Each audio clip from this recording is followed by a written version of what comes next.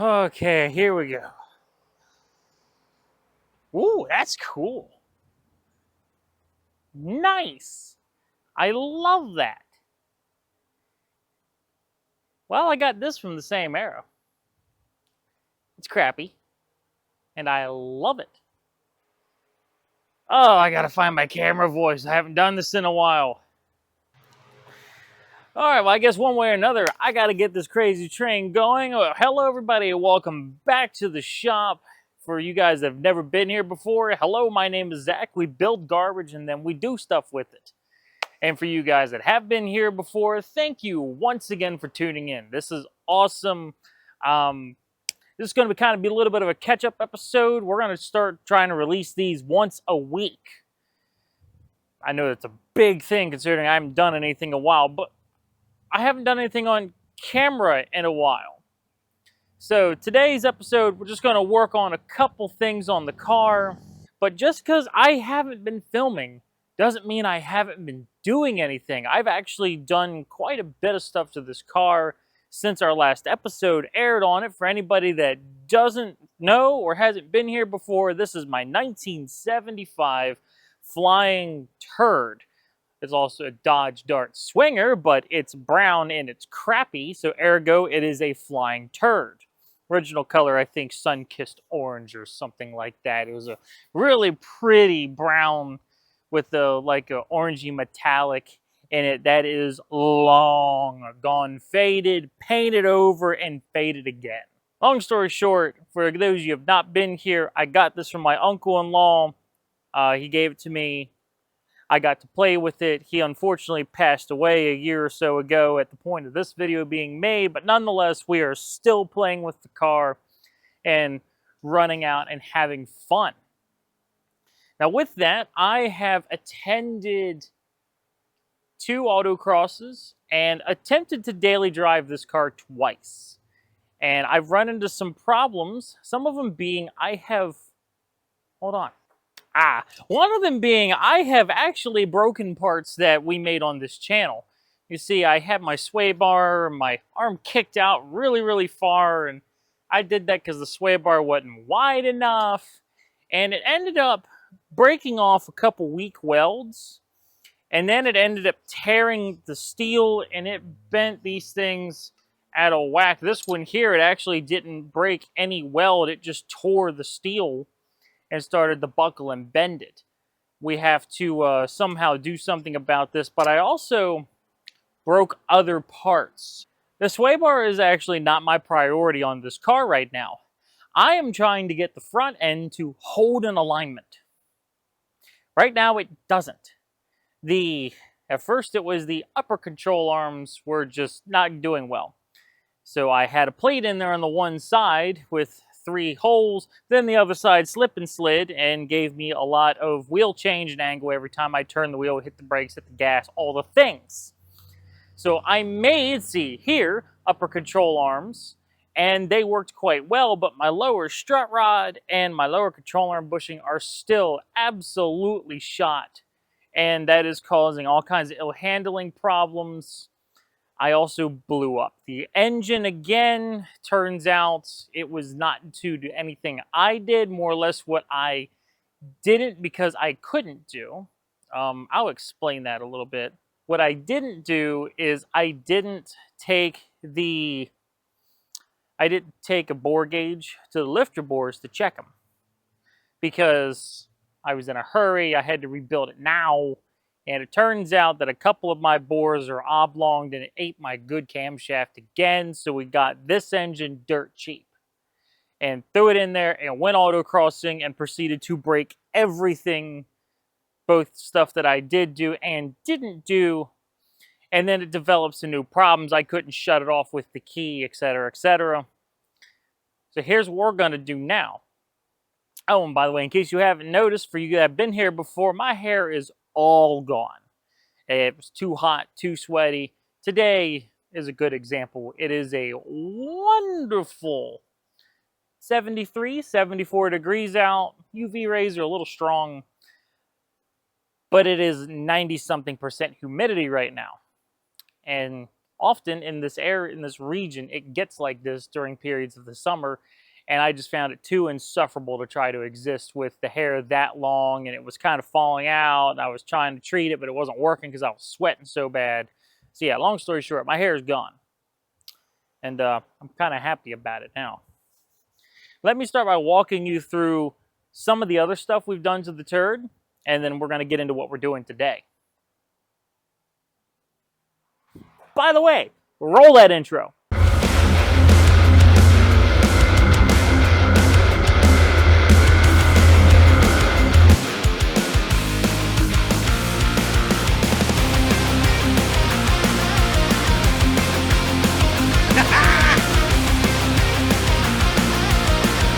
Fuel cell. I ain't got no room. Boom! Gosh, you did.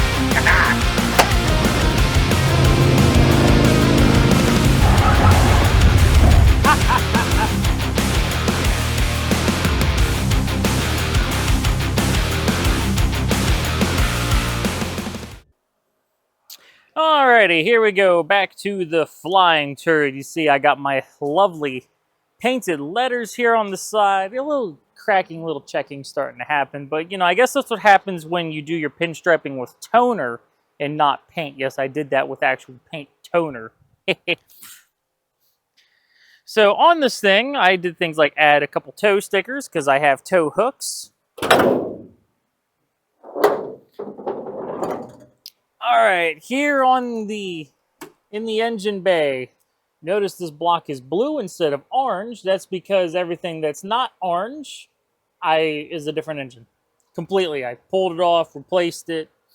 It was not doing me any good. It kept eating parts. I still have it. We'll probably rebuild it and turn it into a zinger, but right now it's just an anchor because it needs some machining, and I don't want to pay for machining work. I'd rather buy machines. I can't buy the machine. I also can't afford the machining, so we're just going to hold on to that block. But it is holding water. It is doing well. I've got 2 events. This engine actually sat for years in, came out of a running car. It sat for years in various barns throughout 3 or 4 different owners, and I got it, and I heard it run for 30 seconds, threw it on the trailer, and went autocrossing, which is where we broke our sway bar. Our mounts still are here in place. Still feels like it has something in it. Current issue, carburetor, it will not take full throttle. It loves half throttle, but as soon as it starts opening the secondaries, it just glugs fuel and it dies. I need jets. But we're least worried about that right now. I did raise my throttle setup here. Let me see, the welds were a little cold. I was silly and I forgot to turn the welder up from some sheet metal work I was doing. But this used to sit all the way down here, which gave it like a 40-degree angle. And what would happen is you would be fighting the throttle. You would pull on it. It would try, and it would overcome all the drag and go straight to wide open. Which was part of why I just did nothing but spin out on the skid pad. My last track cross that I did is because my throttle was all or nothing. I had no in between.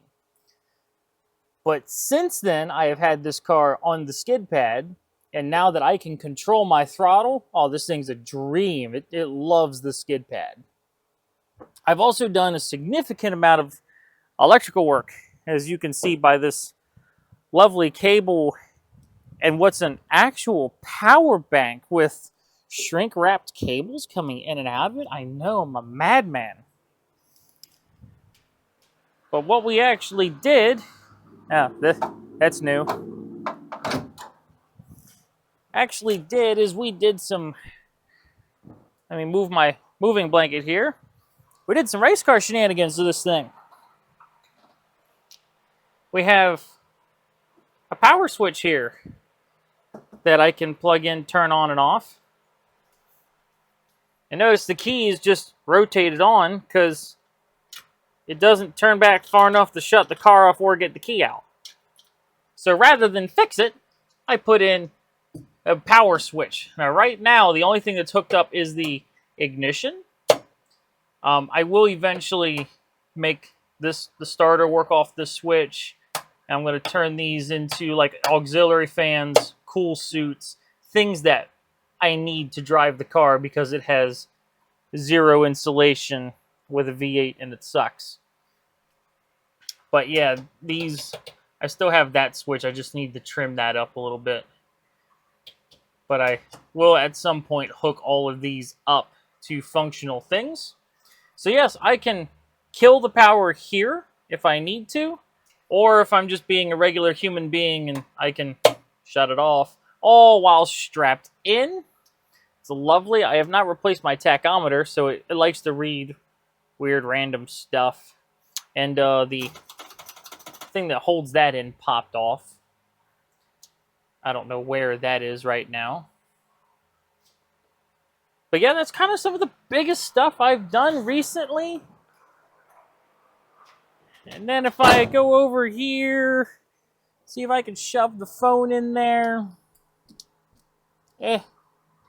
Not really, but you can see right there, that's a Heim joint. I made that entire upper control arm just with some heat and a bendy tube.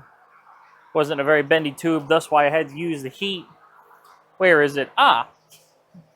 This is my old control arm. You see what I did is I just hacked the end off of it, tack welded it to the tube, and then used some 11 gauge steel to recreate some bracing to go to it. And it actually works pretty good. I'm gonna see if I can put I'm gonna see if I can't put a thing in right here. Give you a good idea what that looks like. All right.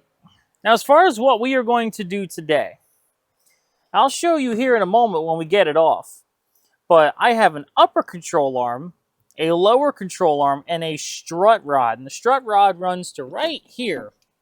This is what we call a K-frame on a Mopar. I know that because Mopar people have told me. But it goes from here through the K-frame, bolts in. I could probably get to it best, yeah.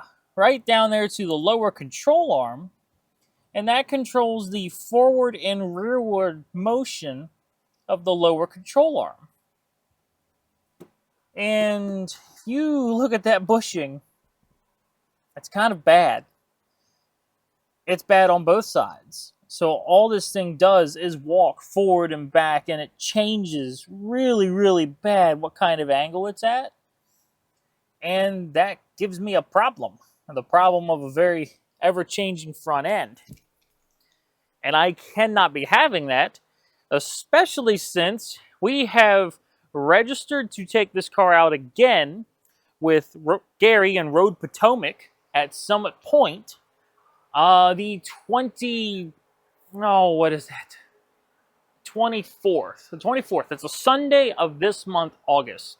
So if you want to come out and have fun with us, you can register. There's 2 registration pages. One's an autocross. The other one's an autocross and a skid pad. If you're like me on the cheaper side and you want to party, do the autocross. If you want the all day with skid pad instruction, do the other one, and we'll get you out on a skid pad and we'll help you out. But I'm going to be there one way or the other with or without a broken car. The goal is to not show up with a broken car. So I don't know if I'm going to get the sway bar done. I have 3 weeks to fix the car. I have some other work I have to get done too, but I think we can get there. So today we're going to work on that strut rod. And once we get the strut rod done, that's probably going to be it for this video. But I'll go ahead and give you some tidbits of stuff to come later in the video. But right now, let's go ahead and get the whole front end of the car jacked up in the air, pull the wheels off, and look at getting our strut rods out, and then see what we have to do to get our Heim joints all set up. All right, so if I move my chair of camera gear, see, I actually invested a few dollars in this whole thing. All right, so on top of the Rotten Tomato here, yes, I got an MGB GT. Yes, it's ugly. Yes, it smells bad. I pulled the interior apart. It is called the Rotten Tomato. You cannot change my mind on this. So you see, same thing I did on the upper control arms. I have some 3/4 inch Heims. I bought these off Amazon. they were cheap. They were like $50-something for the whole setup. I got 4 of them for like 63 bucks shipped. It's pretty awesome. But it's got a 3/4 inch. This is a 3/4 inch hole with the inserts. This is a 3/4 inch end here, give or take some clearance. And then this is some piping. This is some hard, not super hard steel. It's actually really mild steel, but it is some 120 wall metal tubing with a 3/4 inch inner that I got out of the scrap bin at my local steelworks. And yeah, I think they charged me 75 cents a pound. So I bought quite a bit of it. I actually only used one of these tubes to make my upper control arms. And you see, I still have part of my other tube. We'll probably cut this one up first. All right, let's start the generator, pop the wheels off, and get going.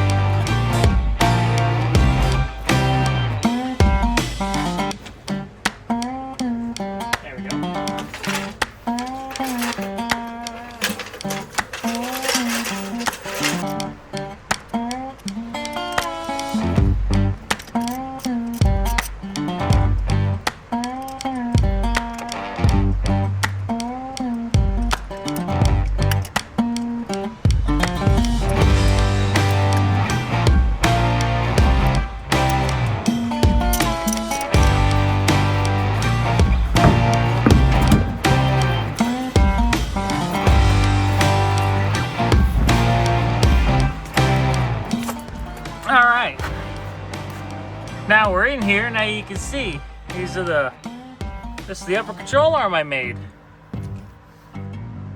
So this chunk here is the original chunk, and then I made upper and lower platings that I box welded as far as I could inside and out all the way around, and they did really good.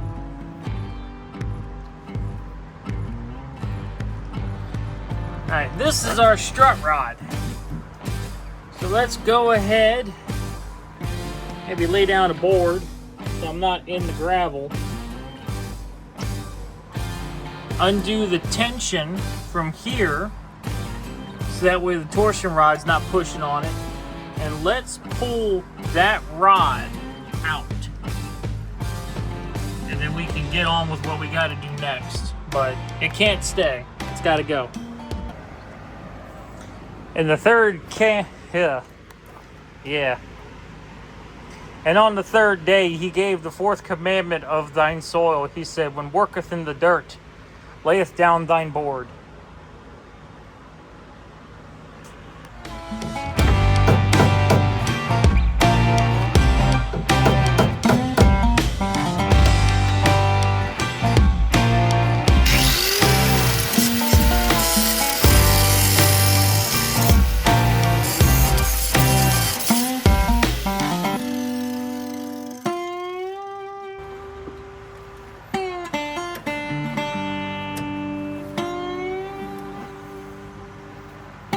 There it goes.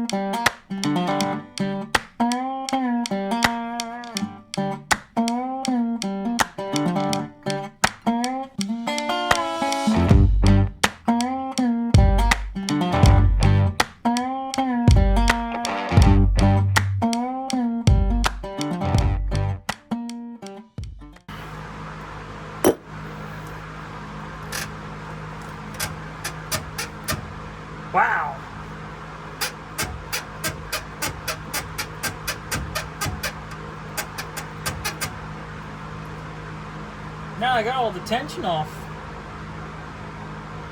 And you gotta see this to believe it. Alright. So, Mopar from the 70s. A couple bushings were done, I don't know when. So this is the one that we're working on today. This is the lower control arm. The strut rod goes into her.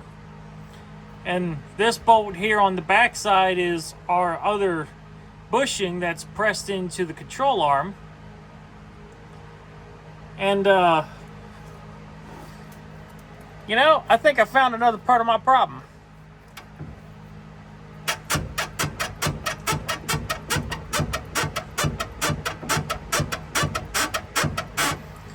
Wow, that's bad. That's bad. That's moving absolutely everything.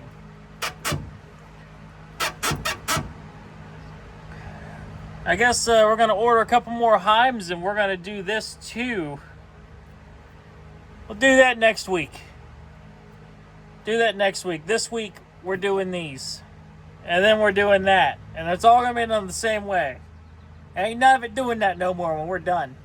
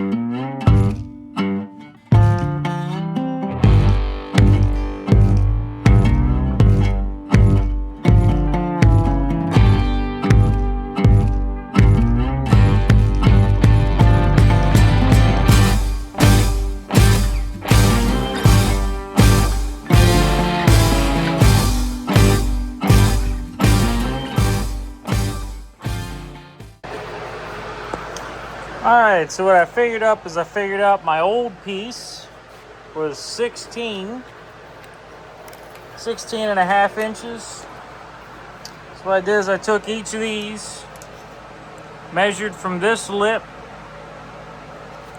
about in there, got that measurement I needed plus the center eyelet. I needed plus the center eyelet over. And that gave me a measurement in the middle of roughly 8 inches is what I needed this center bar to be. So now, if we go as close as we can to as close as we can, it's about 16 and a half inches. Now, I'm not going to tack weld this together. Next, we're going to get rid of all this and make our brackets and weld them to the car. And then that's going to give us more of a final measurement here, because ultimately we want this to be able to adjust in and out. And I have about, say, ½ inch between both of these that I can adjust in and out. That'll give me about a 1 inch swing further out than what it is now, and it'll give me like a overall 2 inch swing in. So we're going to get these centered a little bit better, put our brackets on, get our final center to center measurement. And once we have that, then we can finalize the length of this tube and then duplicate it.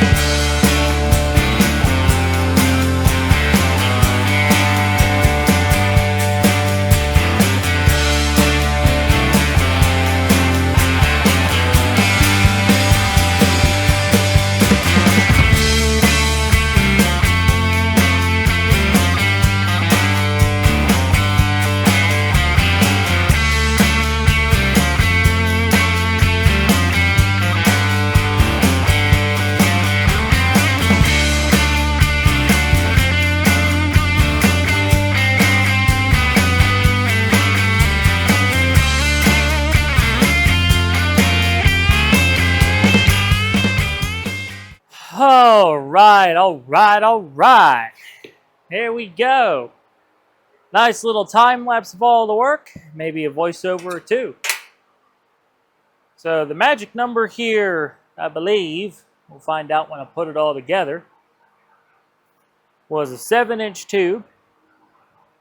And that should give me 1.5 inches, maybe more, because it's about an inch of usable thread on either side. So that's an inch in and an inch out. So yeah, it gives me like a 2-inch swing total. And that's a lot of movement because the shank on them is quite long. So let me go ahead and reset up the camera again. And we'll try bolting this whole apparatus together and seeing if it sits roughly where it should sit, and if we can adjust it and get a good bit of swing in and out. And then we'll look at pulling off that pesky lower control arm. And once we get that off, then we can actually look at fixing that for real. Now, I do have bushings that I could use to fix that. I do have bushings, but my question is, should I do bushings? Or should I find a way to make some of these heim joints fit so I have a more rock-solid connection? It would also be easier to replace. But with the way that goes together, I'm not sure, because the bushing stud and bolt is one piece. Or should I say, the bushing presses onto a stud that pokes through the frame, and that bolts in, and that holds on the entire lower control arm. On the opposite end is a giant hex piece that's welded to the control arm, and that's where the torsion rod goes in.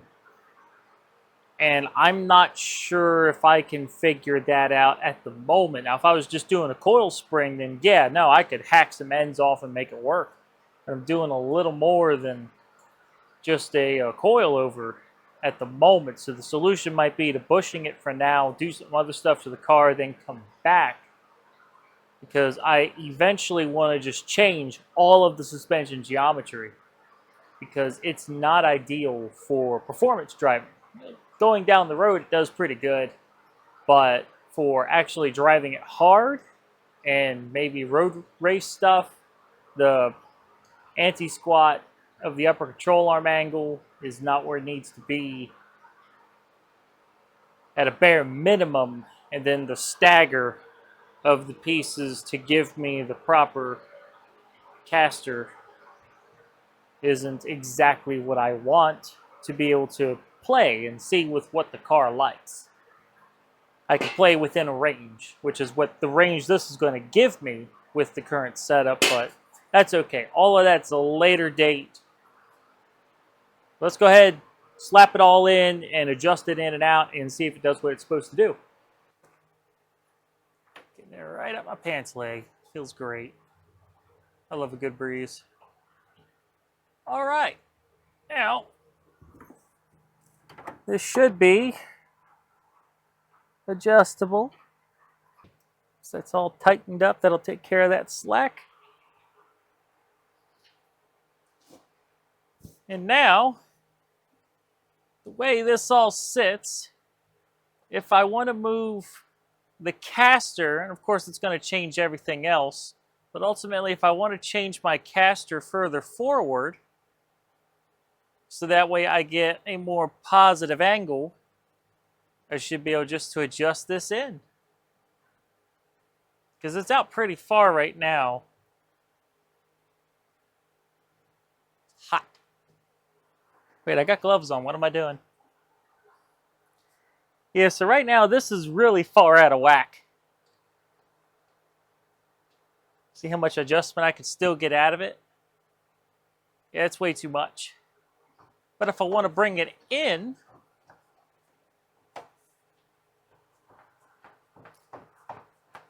and get positive camber, I now can.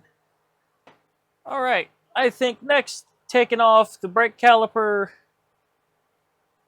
all this stuff, the shock again, and I'm going to see about it. There should be a plate, and I can knock the torsion rod backwards. It's got all the tension off of it.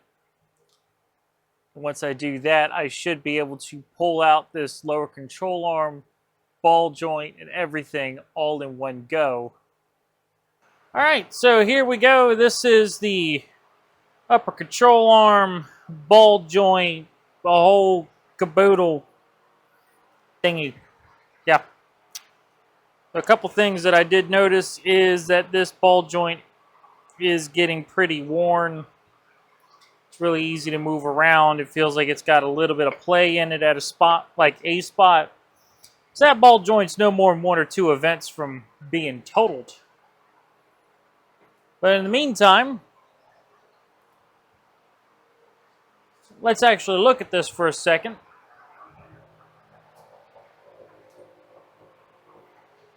And see if there's a way to put this in. No. Nope. Not in its current configuration. That's just not going to work.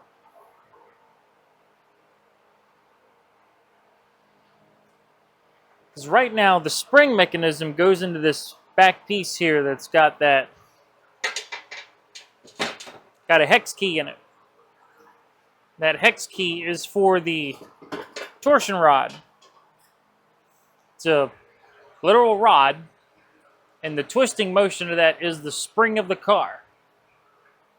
And it's got to fit in this end, and another end fits into the car, and it looks like it ain't going to work. Because I'm going to have to cut and get rid of that, and that's not going to happen. So bushing it is.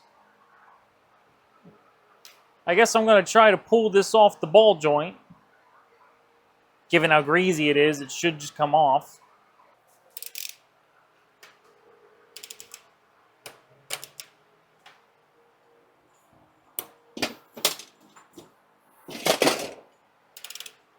Some things are better done on the car. Now let's see. I think the thinner of the one is going to be it.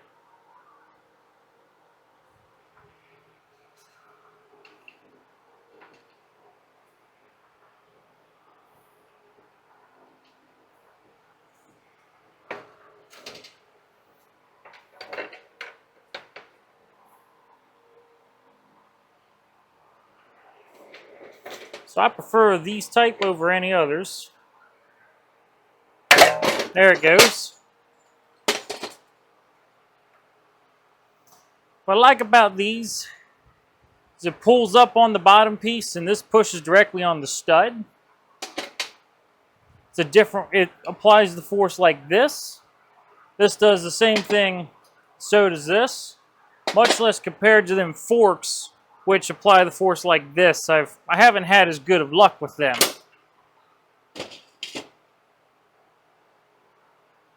Oh yeah, that ball joint's wasted. I mean, not much I can do right now.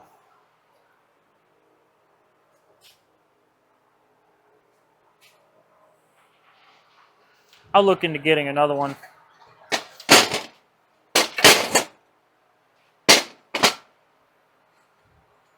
So, here is a lower ball joint. These are supposed to have more resistance than that. It's real floppy. If you look real close, it moves up and down on its own. It's not supposed to do that. It's supposed to be stuck nice and firm. It's supposed to be stiff to rotate. And that probably comes with the car being like 50 years old.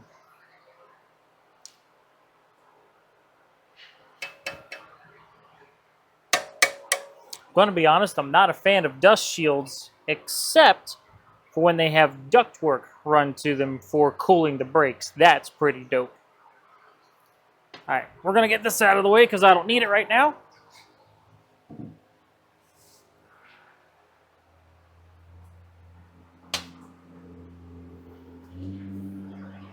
See, we got our new mount, the lower control arm there.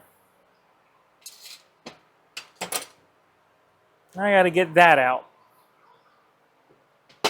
I guarantee you that is going to be a pain in my tuchus, because they always are. They've never not been. Now, I've never had one of these apart, so I'm only kind of sure how it goes together.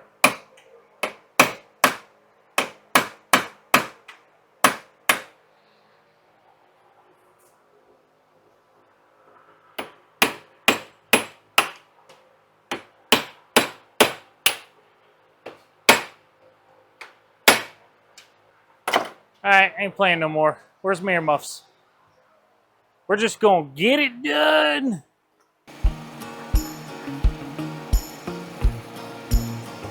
The name of the game is simple. Shrink it. We're gonna superheat the exterior so it turns red. Deep cherry red. Then we're gonna cool it with air as fast as we can. And the rapid cooling is going to shrink it. We'll do that several times, and then we can do the next one, and the next one.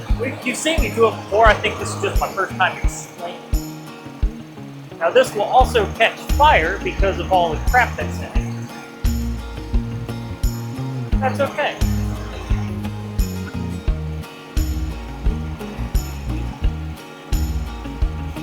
Especially since we're cooling it down right away.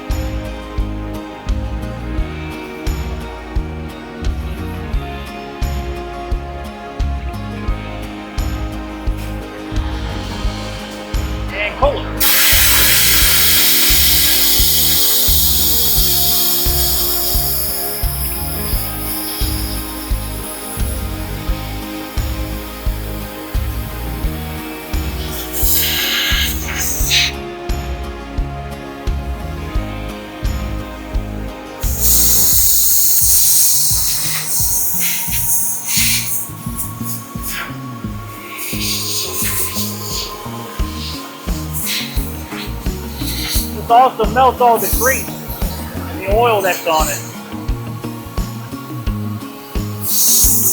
We want to blow that off as we go so it doesn't catch fire.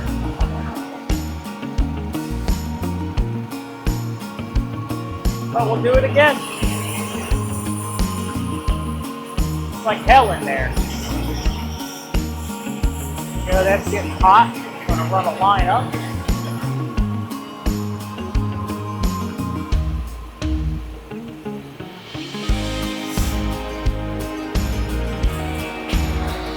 We're going to pull it.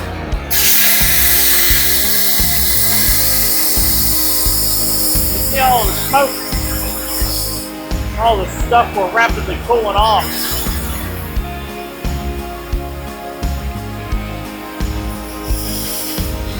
Alright, we got two really big fire extinguishers hands. We're good.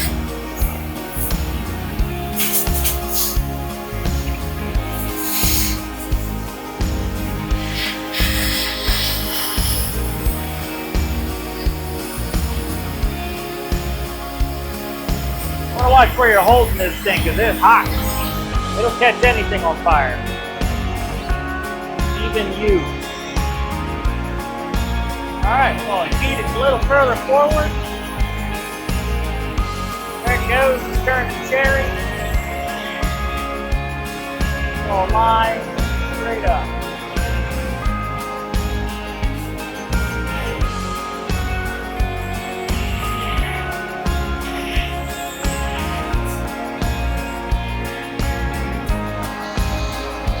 Pull it.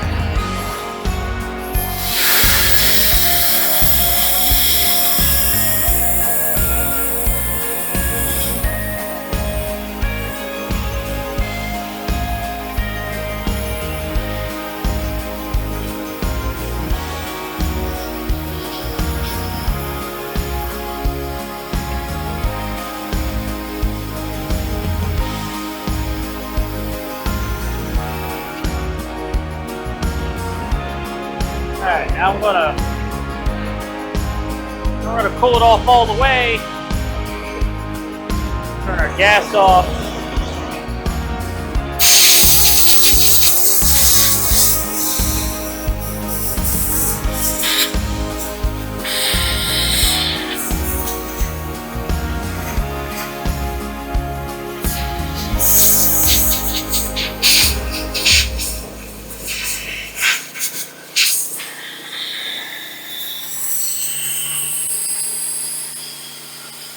A good example, just by doing that, this is feeling just a touch warm. Right there, I'm starting to feel a lot of heat. This far into my feet, I'm feeling a lot of heat. You want to remember that when you're doing this. That's going to hurt a lot. A lot more than any daddy can do. It's going to hurt. Alright, now we're going to beat on it and see if we can get it to move.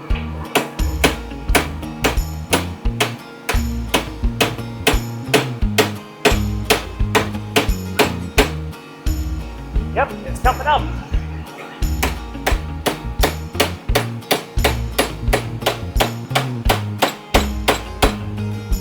See, there it goes.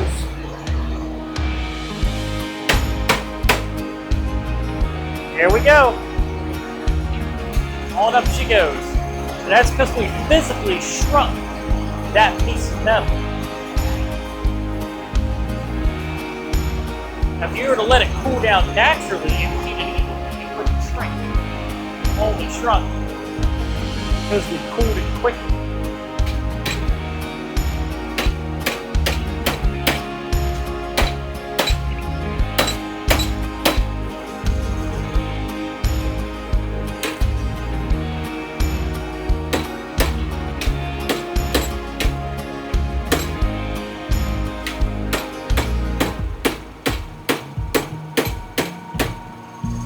Probably flip it over and reach it now, but why bother?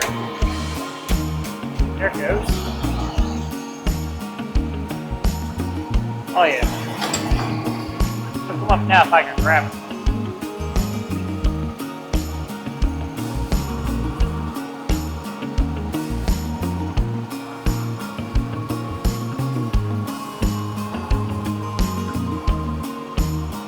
And just like that.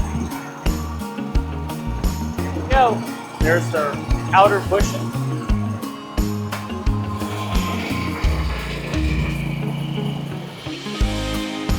This piece is this piece. They're the same.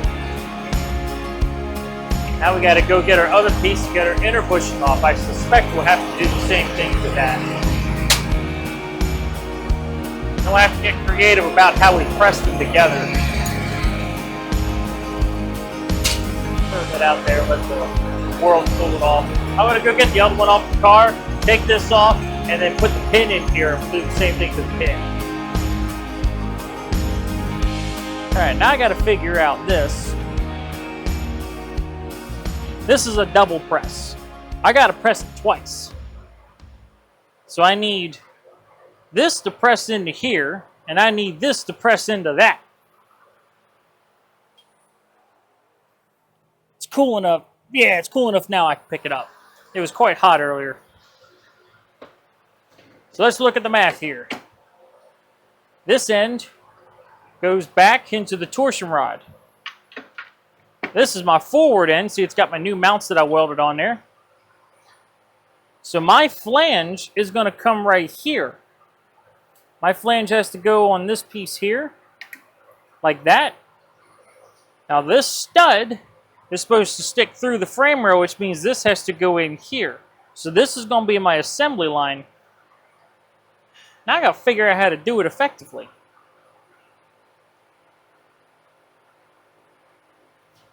And I don't have a press to do it the gentle way. When I say gentle, it's still a lot of force. Put that over there. It's pretty cool now. I think first we're just going to start by, actually we're going to get some grease. We're going to do this with grease.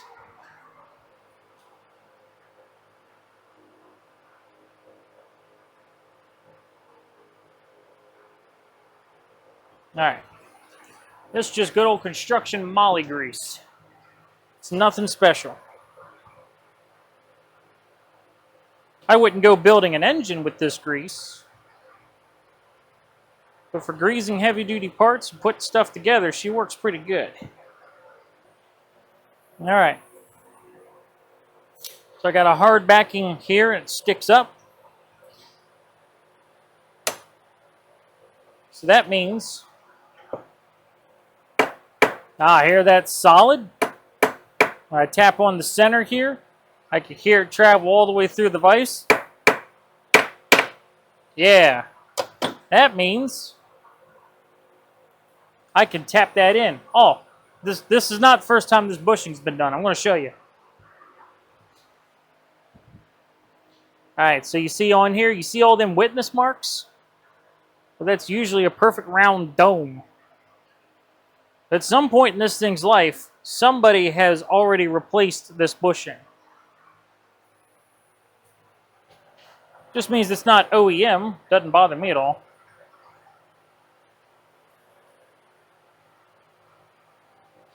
That does mean, maybe, it'll push right in.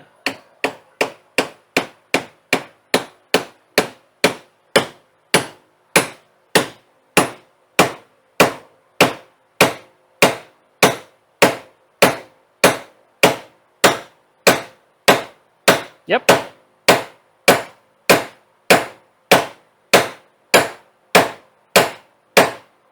I hit her square.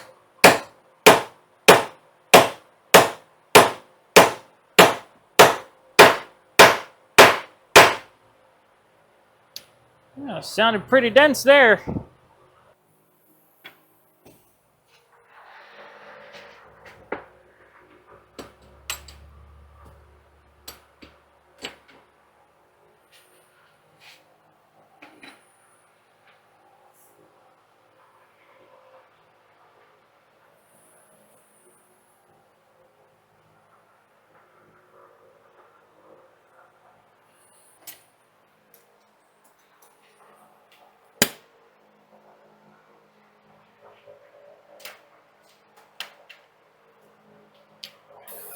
Runs off the generator, so it's not going to run unless the generator's running.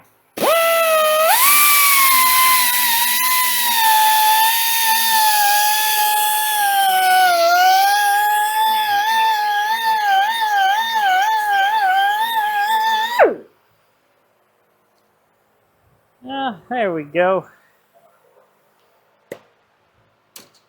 That's taken off a lot of the roughness. That'll help it go down.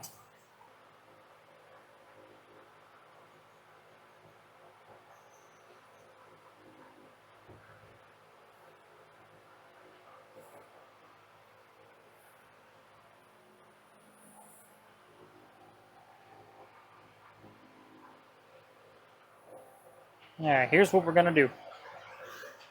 I got this little race driver here.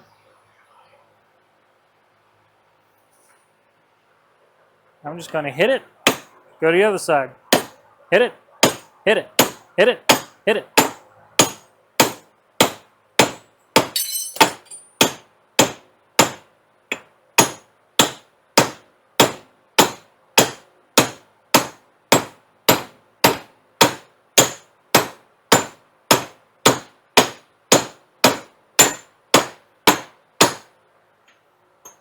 And she's going.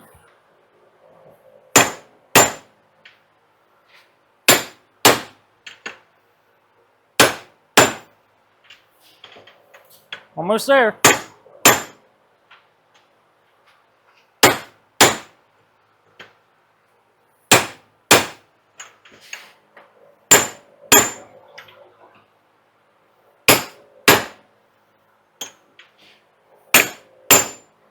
Nope.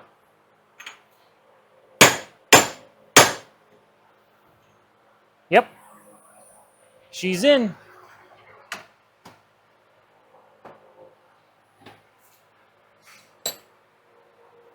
There we go. I'll let that fly. Let's go put this back on the car.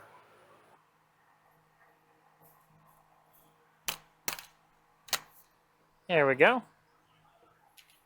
All right, everybody, it's all together. I got my upper control arm made.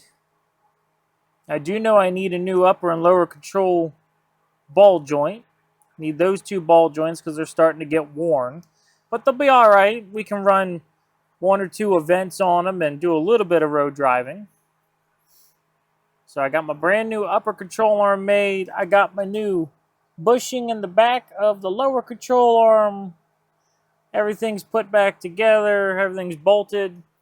And I have my brand new adjustable strut rod all welded in. And now if I just take and turn that rod left or right, it grows or shrinks it, and it'll walk this whole wheel forward and backwards. But with the wheel turned all the way in, I got plenty of room. Nothing's gonna bind, which is a pretty big deal. And the best part.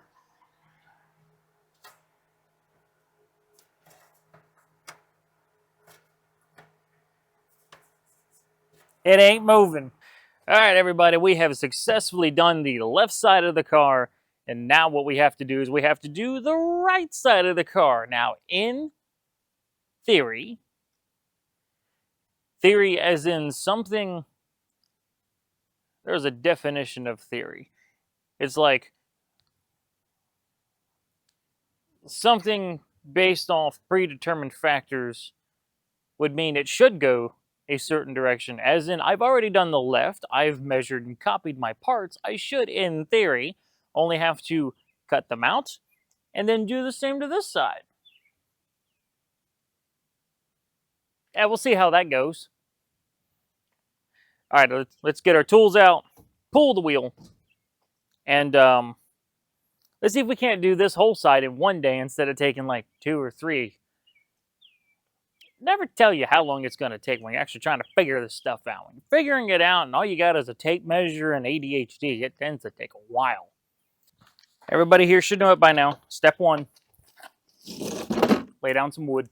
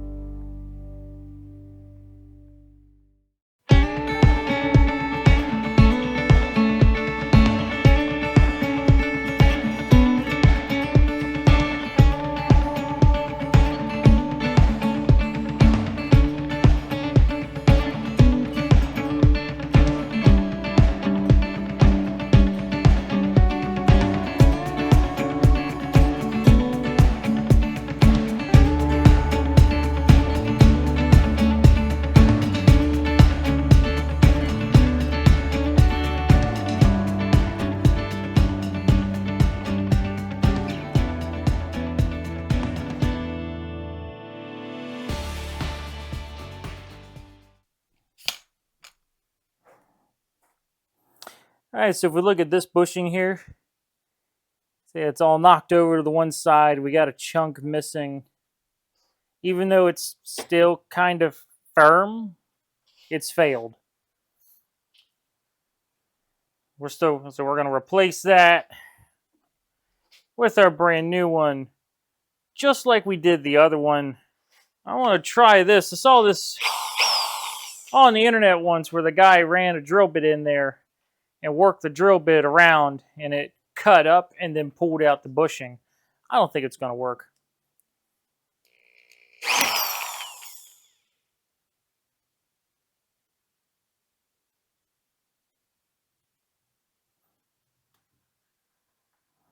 You know, to be fair, this drill bit's been sitting in my toolbox for 3 years. I've never used it. Came with the box.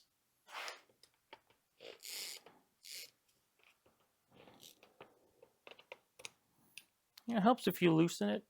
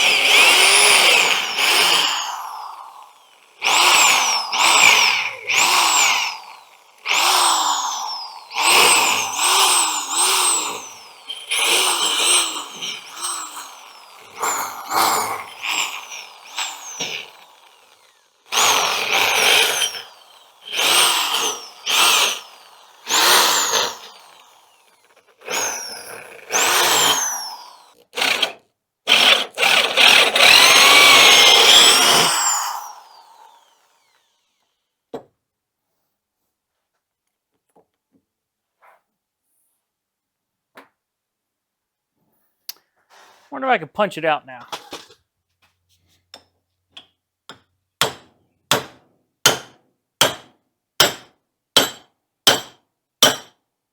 It's going. I feel it.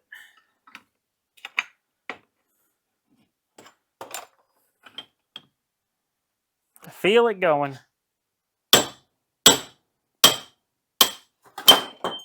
Aha!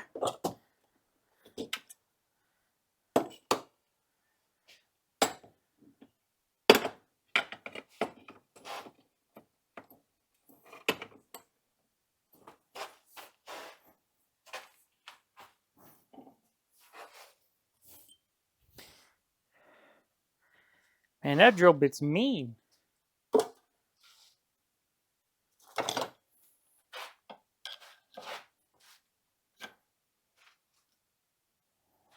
Here's what's left of the bushing.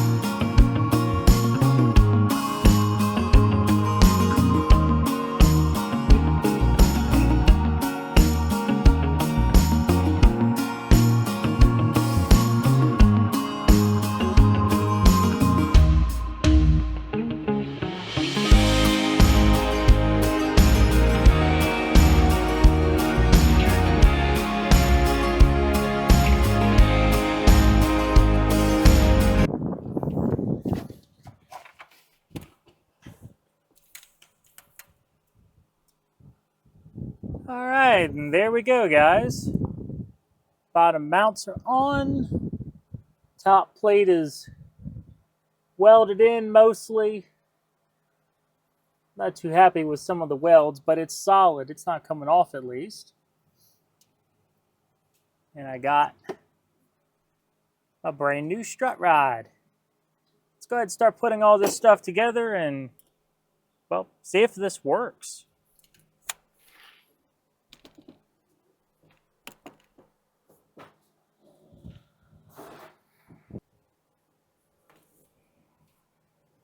All right, everybody, that's going to do it for this video.